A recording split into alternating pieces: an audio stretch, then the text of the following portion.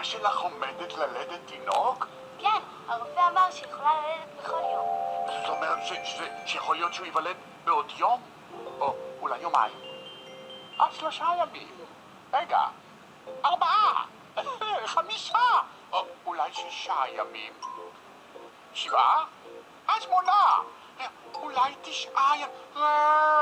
רגע, יכול להיות שייוולד תינוק בעוד 10 ימים. ניקח עוד ימים כמספר האצבעות שלנו. 1 ו2 ו3 אצבעות לי, 4 ו5 ו6 אצבעות לי, 7 ו8 ו9 אצבעות לי, 10 אצבעות לי יש. 1 ו2 ו3 בהונות לי, 4 ו5 ו6 בהונות לי, 7 ו8 ו9 בהונות לי, 10 בהונות לי יש. אני לא יכול לספור עד 10 עם האצבעות והבעונות שלי. אין שמח לי שלכם.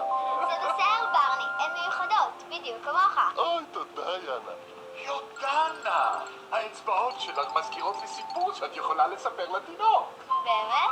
ועוד איך! ילדות וילדים, ספר המספרים. וואו, איזה יופי. זהו הספר שאני הכי אוהב לקרוא לפני השינה. ברני, תוכל בבקשה לקרוא לנו מתוך הספר? כמובן, ברצון. תודה.